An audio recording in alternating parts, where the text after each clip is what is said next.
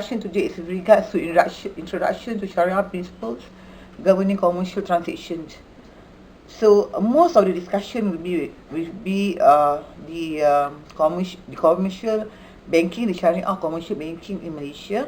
However, before I proceed with that, I would like to introduce to you the Islamic contract first. We need to know basis of Islamic contract before you can understood the Islamic banking transaction in Malaysia. So when we refer to the words contract, actually in Arabic, it's known as akad. So what does akad mean? Literally, if we look at the dictionary, so akad means tying a knot. It's binding two parties together. This is akad literally. However, legally, it means a covenant and a fulfillment. So meaning there is a contract which binds both parties, and both parties have to fulfill the obligation under the said covenant, under the said agreement, under the said contract. So it can be the agreement of two parties, whether they wanted to initiate something, or they wanted to transfer certain things, or maybe they wanted to modify their contracts, or to end their commitment under the said contracts. So this is quite similar from what is being taught under the civil contract. Whereby under the civil contract, we were discussing with regards to discharge of contract, whereby a contract can be modified with a new set of contract, which is not as Malaysia. So actually, this is similar to the Islamic akad. So under the akads, actually, there are 6 elements which is very important, whereby these 6 elements, if any one of these 6 elements is missing, then under that situation, akad will not be a valid akad. Okay, so if we look at these elements, so you might think that actually these elements is different with the civil contract. Actually, it's not. Whatever element which I have discussed with you under the civil contract, those elements also exist actually inside this Islamic akad. It's just that the emphasis which is being given by the Islamic contract is different from the emphasis which is being given by the civil contract. So under this Islamic contract, under the elements of akad, there are 6 elements which is very important, and it has to be there. The first one is the offeror, the proposer, the offeree, which is the acceptor, and there must be the offer, the acceptance, the consideration, and also the subject matter. Okay, so now we will look at why I informed you earlier, why actually I said under the Islamic akad, under the Islamic contract, the emphasis is different. First of all, let us have a look at the offeror and the offeree. So these are actually the parties to the contract. So these are the both parties who enter the contract. So under the Islamic akad, these both parties, which I'm referring to the offeror and the offeree, both parties must have the capacity to enter into a contract. This is very important. This is an essential to Islamic akad. So if we look at the civil contract, so capacity is one of the elements of the contract. However, under the Islamic contract, it puts the parties as the main important thing. Okay, whereby it emphasizes on the parties, and the parties must have the capacity. And what does it mean under Islamic akad, where it said that the parties must have the capacity? It means here that the parties must attain the physical baligh. The parties must be baligh. So however, under civil contract, we said that when a person reach the age of majority, when a person is 18 years old, then they can enter into a contract. This is very different under Islamic akad. So under Islamic akad, where the person reach the age of baligh, and the age of baligh will be different from one person to another person. Meaning, the age whereby a person and another person can enter into a contract might be different, because the age of baligh is different. However, under the civil contract, the age of majority is standard for everybody. However, this is very different under the Islamic akad. It says here, a person must reach this physical majority, which is baligh, and also that person must have this intellectual maturity. So what does it mean by intellectual maturity? If we refer to the civil contract, it says that a person must be of sound mind, meaning a person must be able to form a rational judgment with regards to the effect of the contract with him. That is under the civil law. So, however, under the akad, so when we refer to the word intellectual maturity, actually, so we are referring to that person must be able to make a sound judgment. So, meaning he must not be a person, when he wanted to decide something, he must be a person who can think carefully. So the word is raj. So meaning, if the person, when the person wanted to make a decision, and the person rush meaning did not think carefully. So this person cannot be considered of having this intellectual maturity, because he cannot make a sound judgment. Okay. Then let us have a look at the next element, which is actually the offer and acceptance. So under the Islamic akad, the offer and acceptance is known as the ijab and qabul. So when we hear the words ijab and qabul, actually, ijab is actually an offer, and qabul actually is an acceptance. So that's why when we are referring to the Islamic marriage solemnization, we said this is a ijab and qabul ceremony. Actually, ijab and qabul is an offer and acceptance ceremony, because a marriage solemnization, actually, this is actually a contract of marriage. So for this ijab and qabul, for offer and acceptance to be a valid offer and acceptance, it needs to be done either expressly or impliedly. When we refer to the words expressly, meaning it can be done either orally or in writing, so meaning the word is being uttered out. So this is expressly. Impliedly is through conduct. So maybe when the person just kept silent, however we said that there is an ijab and qabul. Why? Because that person did the ijab and qabul through conduct. So silence does not mean just ignoring. Silence meaning no words is being uttered, but however there are conduct to show actually there is an offer and there is also an acceptance. And under Islamic contract, for the ijab and qabul to be valid, under the Islamic akad, it insists on the majlis al-akad, the session of contract. So meaning, the ijab and qabul need to be done in this majlis al-akad, in the session of contract. So most of the time, we realize that the majlis al-akad is being given very important emphasis during a marriage solemnization. However, actually, under Islamic akad, this majlis al-akad is important in all occasions. So because why? Because this is the situation whereby both parties is jointly connected to one another in one single session. Why I say it's important for both parties to be united in one single session? Because at this time, the unity of place and the unity of time will be determined at this time, and this is very essential. The unity of place, the unity of time is very essential, because this is where the dual declaration, the lafaz of al-akad, the declaration, the pronouncement of akad will be done. Sorry. Because this is where the intention and consent will be determined, during this majlis al-akad. So where is this majlis al-akad need to be conducted?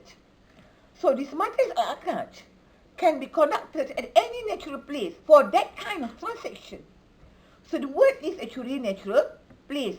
So this is a normal place where both parties meet and they will actually enter into the said contract, into the said agreement. Of course, if this is a contract of marriage solemnization, the mosque will be the most proper place.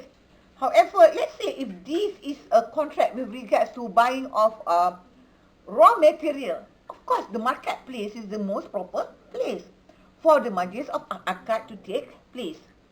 So can there be a gap of time, or a gap of place? A gap of time and a gap of place is not allowed.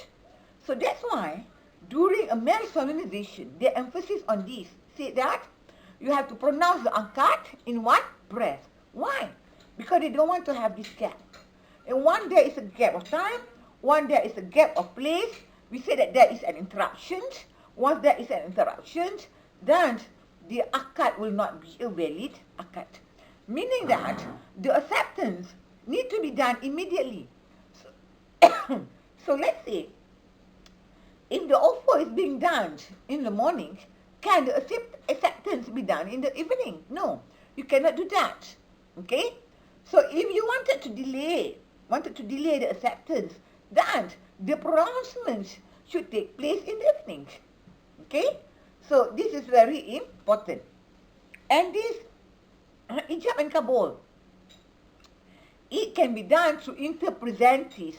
Interpresenters meaning both parties is there, both parties is present during the majlis al-akad. This is the most easiest one. However, it can also be done through inter-absentees. What does it mean? This means that it is being done through a representative, big organization. Of course, the CEO cannot be there all the time. Sometimes they are being represented by the legal advisor or by other executive. And this is also a valid akad. Okay? As long as it is being done through one single session. Okay. So now, let us go on with the fifth element of akad, which is consideration.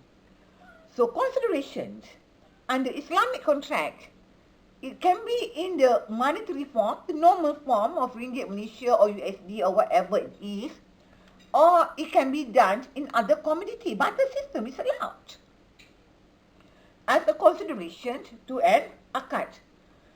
So, however, to avoid uncertainty, because once there is uncertainty, we said that is kara, then the contract will not be valid. To avoid uncertainty, this consideration have to exist and it need to be determined at the time of contract. So now, students, let us go on with the last element of akad, which is the subject matter. So I put in bracket there, item and consideration. Why actually I put the item and consideration? Because we have already discussed consideration just now. I put that as item and consideration because, as I told you earlier, consideration can be in the form of item when it is actually barter system. So when it is a barter system, it can be in the form of item. So that's why I'm going to discuss this together, the subject matter and the consideration, because there are times whereby the consideration take the form of an item. So the subject matter, it need to be lawful under the Sharia law. So lawful meaning not to say that it must have to be something which is halal, something which is not halal, which is haram, cannot be considered as a valid subject matter in an akad. So what is meant by lawfulness is this: the object need to be something which is permissible under the Islamic law to be traded. Okay, so there are certain items which actually halal. If you consume it, it is halal. However, it is not lawful. It's not permitted to be traded, especially when it involves wildlife. So let's say you caught a deer rooster, okay? You caught a deer. Can you sell off the deer and gain benefit or profit from that? Cannot. You cannot. However, can you consume it? Yes, you can consume it. You have the right to do that. It's halal. However, you are not permitted to trade it. So this is not allowed. Okay, and then under Islamic akad, it emphasizes that the subject matter have to have a legal value under Sharia.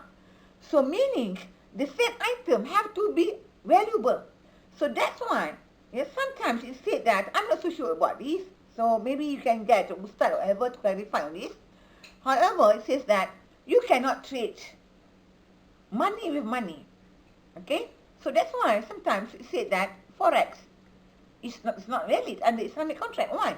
Because you trade money with money. Because according to the Islamic law, the money does not have any value because it's only a piece of paper. If you bought a mineral water, cost you 1 ringgit. Not that what ringgit which has value. Actually, is the mineral water, is the mineral water which does have value.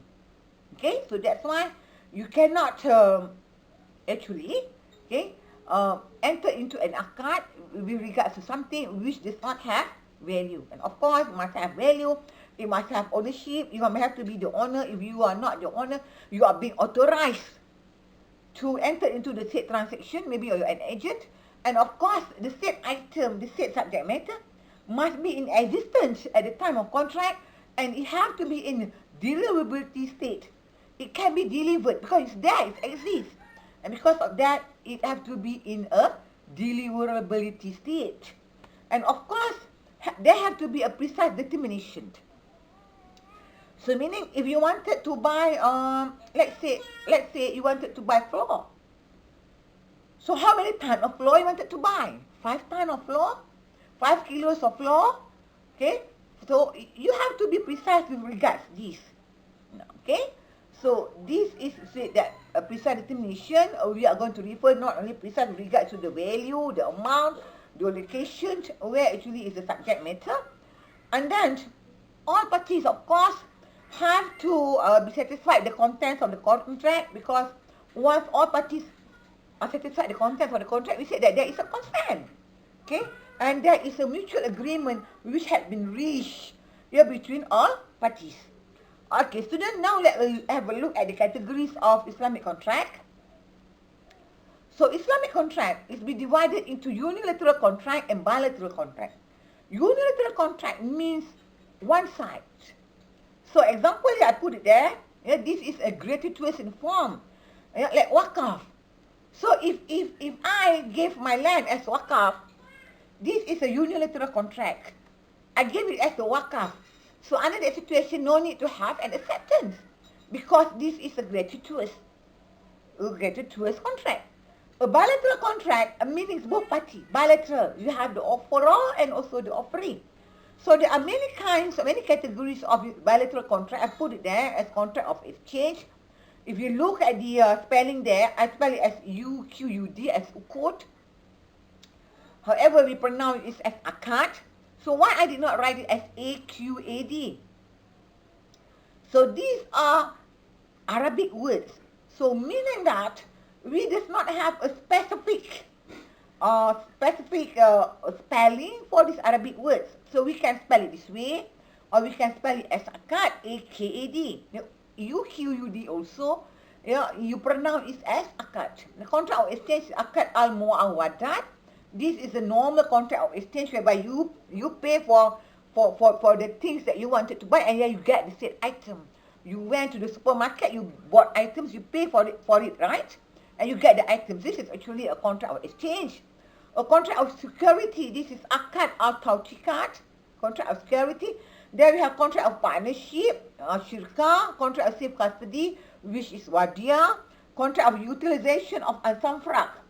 So this is a contract whereby you look there, it's akad al-manafa'at, meaning that you gain benefit, you gain manafa'at from the said land. Okay, this is contract of utilization of the al-samfrak of the land. And then contract pertaining to do a work, al-wakalah, like myself, I'm working for you, ITM, so my contract is actually wakalah. Okay, so now let us have a look at the types of Islamic contract. So we have definitive contract. What is a definitive contract? A definitive contract is a situation whereby the offer and acceptance is clearly defined. So this is known as definitive contract. Okay, then we have binding contract. So a binding contract is a contract. Once the contract has already been concluded, you have already entered into the contract, signed it, okay, then under this situation, the contract cannot be revoked. If you wanted to revoke it, then there must be a mutual consent. If you revoke it, then under this situation, there will become a breach of contract and you can be sued for damages. And then we have facultative contract. This is a contract whereby either party can revoke it. Why? Because there is defect in the contract. So let's say you bought a cow for Idul Adha, right? For kurban purposes. And then when you take the cow back, you realize that one of the teeth of the cow is missing. Then under that situation, you can revoke the said contract. because the fake cow is defective. It's not suitable for kurban purposes. Okay, then we have a correct contract. This is a valid contract according to Sharia. The contract of exchange, this one I have explained to you earlier, so I'm not going to explain to you again. Contract of gratuities, this is a contract of donation. Contract of benevolence lending, meaning you lend money to people and you did not receive any benefit from that. Okay, you are going to lend money to certain people and they are going to return it back at the same amount as the amount that you lend it to them. And then we have a specific contract. This is a standard contract, a pre-designed contract. Like your PTPTN, this is a specific contract because it is designed for you and you have no choice whether you take it or you leave it. So this is known as specific contract. Okay, students, that is actually the basic of Islamic contract. So that is the introduction part actually. So now we are going to go into the Islamic bank. So first of all, we are going to look at the principles of Islamic bank. So for Islamic bank to operate, they need to actually comply with these 5 principles.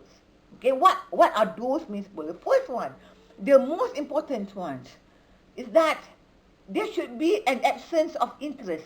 Riba is not allowed. This is wrong actually, under the Islamic principle. And if this is Islamic bank, they should not impose interest or receive interest because this is considered as riba. And riba is actually not allowed. And secondly, the avoidance of economic activities involving operation, penindasan. This is actually considered as zalim, zulm. Z-U-L-M, zulm, zalim. Okay, because why? Because under Islamic system, the system need to benefit all parties. You cannot oppress one party and benefit the other parties. This is actually wrong. It needs to be balanced. And then, thirdly, the avoidance of economic activities involving speculation. Speculation is also not allowed because if there is speculation, you speculate, meaning the existence of uncertainty is there. Once there is an existence of uncertainty, this is known as gara. And gara is actually wrong under the Islamic law. The fourth one, okay, if this is a Islamic bank, then of course they will introduce the zakat. This is an Islamic tax. So sometimes the bank will pay zakat on behalf of their clients, and in fact sometimes they also become the zakat collector and they also pay zakat. Okay, if you look at tabung haji, so this is a good example of actually Islamic financial, Islamic bank, how they operate. And then finally, the discouragement of the production of goods and services which are actually contradicts with the Islamic values. So meaning, for those kind of services, for those kind of products which are actually haram is not allowed. Okay, so maybe you open a massage parlor between people which is not mahram, then this is not allowed. This is actually against the Islamic value, and because of that, this is not allowed. And this Islamic bank then invests in this kind of business. Of course, this is not allowed. And if you compare actually between the Islamic banking system and we cannot compare it as an apple with another apple. That is actually wrong. Okay? That is actually wrong. So in fact, the Islamic bank, the system actually, they want people to share risk. Okay? So you cannot put money and then you don't want any risk. This is actually wrong. So it's similar like if you want money from your work, you need to work for that and only you can earn money. Okay, so that's how it works. Okay, so now let us do this comparison.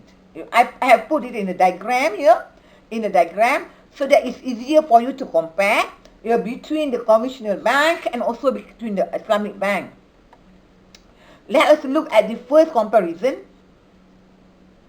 The functions and the operational modes of these conventional banks are all based on man-made principles, meaning the principle is being made by man. They are the one who draws out all the principle. However, it's very different. It's very different with regards to Islamic bank, because why? All this function, all this operation system is actually based on Al-Quran and Hadith. It's based on Sharia. It's not being made by human beings. And secondly, for conventional bank, the investor is being assured when you invest in a conventional bank, you are being assured that you are going to gain a certain amount of interest. This is conventional bank. However, if this is Islamic bank, they cannot assure you this. Why cannot assure you this? Because Islamic bank promotes risk sharing. So you are going to share the risk with the bank.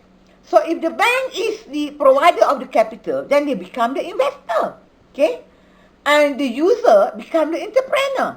So if you are the one who deposit money with the bank, then under the situation, you become the investor, and the bank become the entrepreneur. You are going to share this risk. If let's say the business gain profit, then you gain from the business. Okay, there is no guarantee that you are going to gain profit all the time. So thirdly, conventional bank, they wanted to maximize their profit. Okay, however, they wanted to maximize their profit without any restriction. So meaning, they can get involved in all kind of business. There is no restriction with regards to this. This is very different with Islamic bank. Why? So Islamic bank also, they wanted to maximize profit. However, there are guidelines. There are restrictions which is being laid down by the Islamic law. A certain business, you cannot get involved with this kind of business. It's wrong. Okay, and the fourth one, conventional bank did not involve with zakat. So meaning, if you want to pay your zakat, you pay yourself. You do your own calculation. They are not going to do it on your behalf. However, if this is Islamic bank, in fact, it's one of the service of the bank. Sometimes they collect zakat on behalf of Batuma. In fact, they pay zakat and they pay on the behalf of their client. And the fifth one, the lending money and getting it back with compounding interest is the fundamental function of a conventional bank. What does it mean? Because conventional banks, they lend money, and then when you pay back, you have to pay with interest. You fail to pay, then the interest will grow. Okay? Because this actually is their main function. They pay their staff. They manage the bank through this interest. However, this is very different for Islamic bank. Because under Islamic bank, it is in the form of partnership. So, in the form of participation of both parties. So because it's a form of participation of both parties, the bank need to understand the business of the clients. Because why? Because if they don't understand the business of the client, then what happens if the client suffer loss? They need to gain profit, right? And because of that, of course, they need to understand their client, what kind of business they are enduring. Okay, they need to understand that. They need to at least go to the roots and look at the business. So sixthly, number 6, for conventional bank, it can charge additional money. Why they can charge additional money? If let's say the borrower fails to pay the loan, a penalty will be imposed.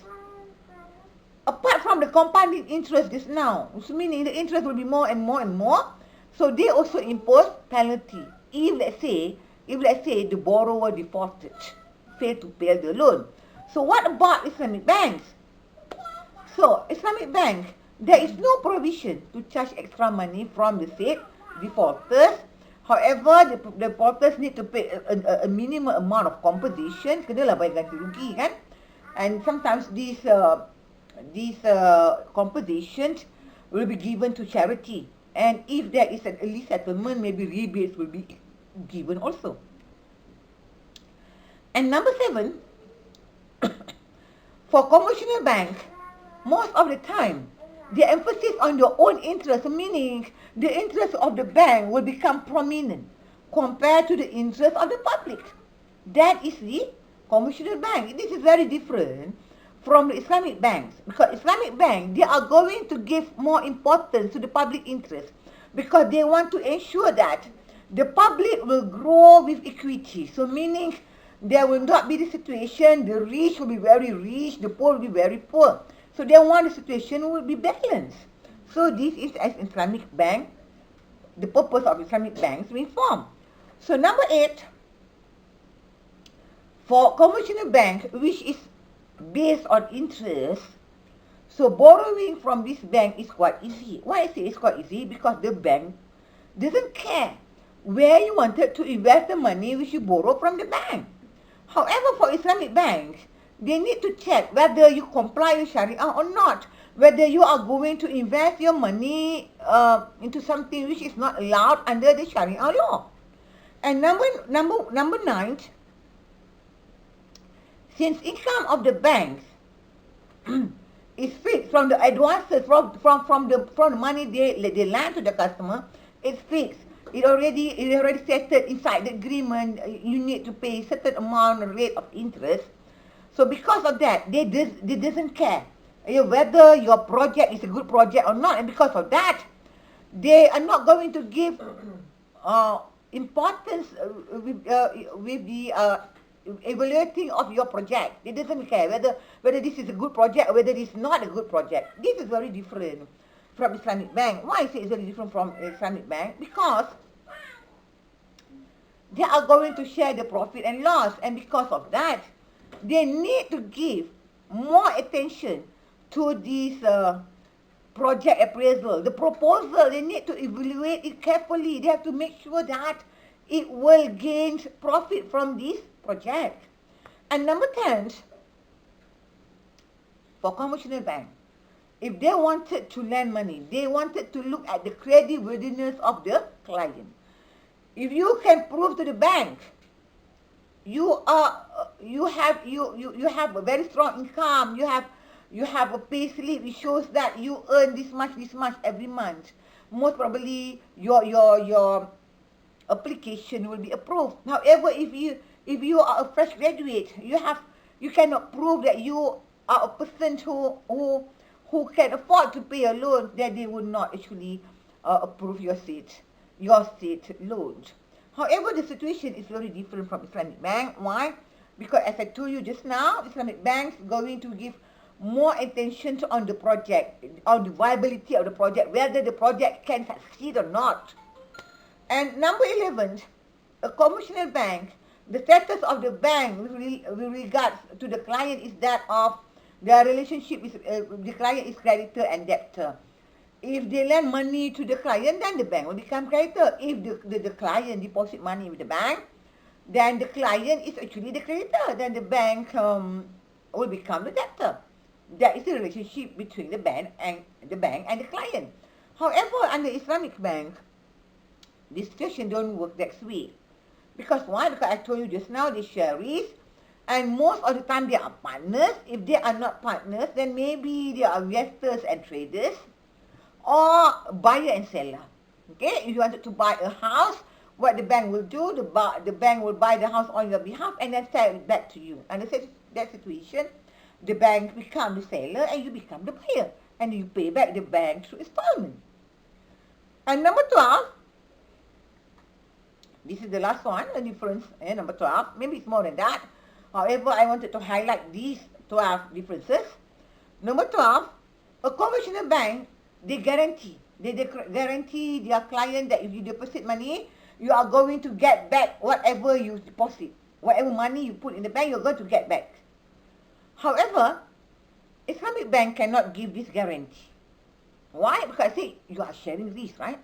So when you are sharing risk, there is no guarantee. If let's say the bank make profit, then under that situation, they can give you profit. However, what happens if they suffer loss? If they suffer loss, then they cannot pay you profit. However, if let's say there's certain product, okay, certain account, they can guarantee you that you're going to get back what you have deposited. This is the wadiah account, okay, whereby under this wadiah account, the depositor is being guaranteed that they are going to get back what they have deposited. However, they will not get any profit from that, just the amount they have deposited. Okay, and we know that money depreciates. So meaning if you deposited 10,000 ringgit, another 10 years time, the value actually is not 10,000 ringgit. However, because you are willing, you are consented to that, that's all you're going to get, the 10,000 ringgit. However, if you're willing to share risk, maybe your money is being invested and then the bank gain profit after 10 years, the 10,000 ringgit become 50,000 ringgit because of dividend, bonus, and so on, so on. So, okay, we have finished with the differences between the Islamic bank and the conventional bank. So now, let us look at the Islamic banking concept or the Islamic banking product, the product. So, product, you know, so we say the product. So, if this is industry, maybe the product, maybe the keripik pisang whatsoever. A bank, they don't have this kind of product. So, when we talk about product, these are what are the types of account that the bank have to be offered to the client. So the first one is wadiah yadamana. This is saving with guarantee. This is the one I've mentioned to you just now. Whereby if let's say money or goods is being deposited with certain person, not only the bank, the other persons also, you are being guaranteed whatever you put there, you're going to get it back. However, that's all you're going to get back. That's all. Okay. However, if you deposit it with the bank, sometimes as a token of appreciation, the bank will give you a certain gift. A certain gift, let's say maybe $1, whatever, maybe an umbrella as a token of appreciation. That's all. But no profit. And then we have mudarabah. Mudarabah is profit sharing. So this actually is an agreement between the capital provider and also another party who is the entrepreneur. So whereby they are going to share profit only. So what about loss? So losses will only be borne by the capital provider. So meaning if you put your money in the bank and this is the product that you have choose, you become the capital provider. And if let's say this kind of product, this kind of investment suffer loss, you are going to bear the loss alone. Okay, then maybe you feel that under that situation, why should I choose this product? However, this kind of product, because the risk is very high, so that's why the apportionment of profit also be very high. Okay, the ratio will be very high.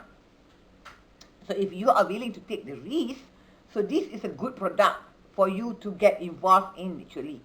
So there is no businessman who actually wanted to suffer loss, especially if this is a bank.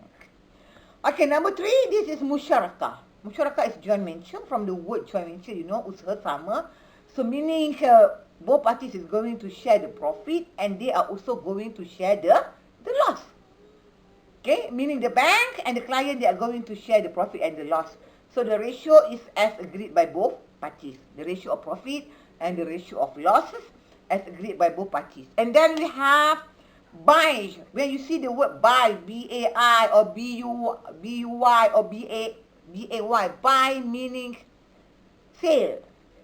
Okay, so buy vitamin ajil. This is a deferred payment sale. So meaning you need something, right? The bank, you don't have money, you approach the bank will buy it on your behalf, and then the bank will sell it back to you, and you are going to pay through installment to the bank. However, of course, the price will be more. Why? Because the profit margin had already been included. Okay? So this is known as buy vitamin ajil. Okay, a deferred payment sale, meaning the bank is selling an item to you and the payment is being deferred. Ditangguhkan bayaran. You are going to pay through installment. And then we have wakalah. A wakalah is a situation whereby another party is being nominated to act on behalf of the bank. This might be the staff of the bank, okay, the officer of the bank. So they are known as the wakalah. And then we have buy again, buy al-ina, as I told you earlier. If you hear this, the words buy, it meaning sale. So what is buy al-ina? Buy al-ina is actually a sell and buy back. This is the situation. If you have heard the word refinance, okay, this refer to this. So let's say you need money, to start a business. So you need money, and then you wanted to borrow from the bank. Okay. However, the bank wanted security. You don't have security, or maybe the bank, you are not entitled to the loan. Maybe looking at your situation. So what do? You have a house. So you're going to sell your house to the bank. However, if you sell your house to the bank, now you don't have a house to stay. So you sell your house to the bank, and then you're going to buy back the house from the bank. Of course, when you buy back, you are going to pay the bank through installment. So just now you sell your house to the bank, you get the lump sum money, right? So with this money, you can start your business. But then you're going to buy back that house. When you buy back the house, you are not going to pay it cash. You are going to pay it through installment. You have the money that you needed for your investment, for your business, and at the same time now, you have your house, why? Because you buy it back from the bank. However, you are going to pay the purchase price through installment. Of course, the price will be more, because why? Because the profit margin is being added. Then we have al-ijara tuma al-buy. Again, you see the words buy there. Buy meaning sale, purchase. So al-ijara actually leasing, sewaan. Okay. So al-ijara tuma al-buy meaning you lease first, kita sewa dulu, and later on, lepas itu al-buy. Lepas tu kita beli. So this is actually an Islamic hire purchase, whereby the parties need to enter into two contracts. Okay, the first akad is the lease akad. Okay, lease akad. And once you have settled the whole amount of the lease, then you are going to enter into a second akad, the buy akad. Okay, so this is known as ijara tuma or buy. Then we have card. Card is an interest-free loan.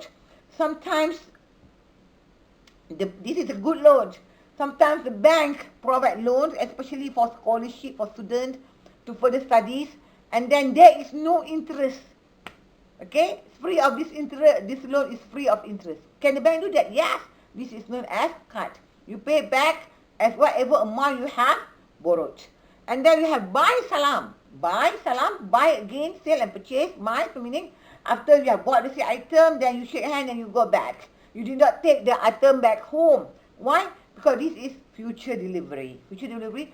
So we did this most of the time when you bought items online, through Shopee, through Lazada, through many mediums. Alright, Muda.com, no. I think Alibaba, yes. 11th Street. So this is how you buy items, whereby you pay for the same items. However, you did not receive the items yet, because the item will be sent to you later on. So this is allowed also. This is known as buy salam. They provided that the good is a specific goods, okay, and the market price is stable. So like currency or gold, silver, you cannot do this because the price is not stable. Okay.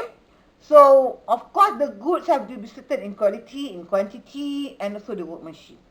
Okay. Then we have buy out. Is this now? This is sale on order. What does it mean, sale on order? So meaning the said item, the said good will be prepared because you order for it.